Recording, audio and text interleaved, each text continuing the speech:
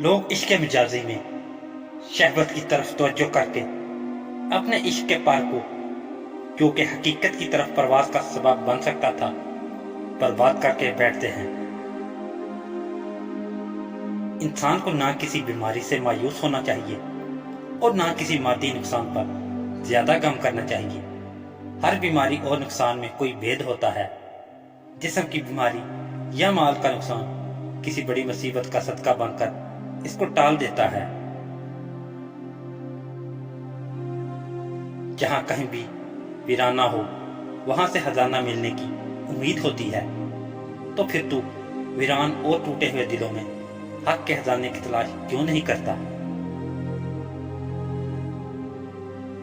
درویشی اور عاشقی دونوں ہی بادشاہیاں ہیں، جبکہ غم عشق ایک خزانہ ہے مگر چھپا ہوا ہے۔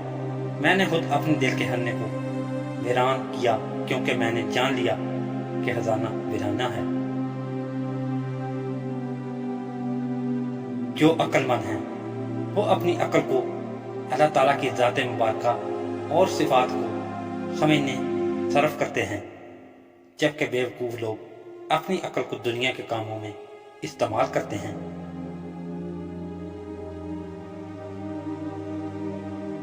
بڑی مبارک وہ آنکھ ہے جو اللہ تعالیٰ کے لیے روتی ہے، اور بڑا مبارک ہے وہ دل جو اللہ کے لیے جل رہا ہے۔ میں نے اپنے نفس کے مکر سے بہت سی چیزیں دیکھی ہیں۔ وہ اپنے مکر سے اچھا اور برا سمجھنے کی تمیز مٹا دیتا ہے۔ سینکڑوں کتابوں اور اوراق کو آگ میں پھینک دو اور دل کا رخ اپنے دلدار کی جانب کر دو۔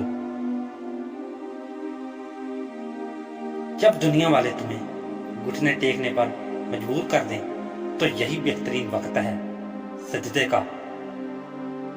اکیلا رہنا بری صحبت میں رہنے سے بہتر ہے۔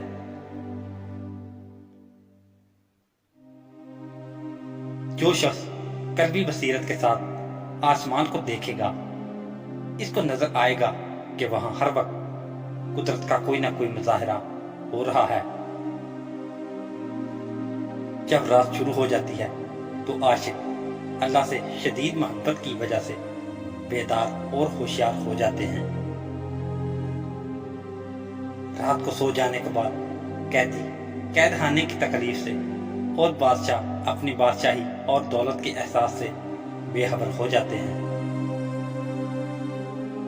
جب موت کا وقت آ جاتا ہے تو طبیب بے وقوف بن جاتا ہے، دعا اپنا نفع پہنچانے میں گمراہ ہو جاتی ہے، روغن بادام خشکی پیدا کر دیتا ہے، شفا کے سارے اسباب موت کا سبب بن جاتے ہیں۔ وسائل کے برے ہاتھوں میں آ جانا گویا سانپ کا سوراخ میں سے نکل پڑنا ہے۔ جب نادان بادشاہ بن جائے تو اس کے کارندے سانپ اور بچھو بن کر لوگوں کو کاٹتے ہیں، اور خود یہ شاہ بھی تباہ ہو جاتا ہے اور دوسروں کو بھی کر دیتا ہے۔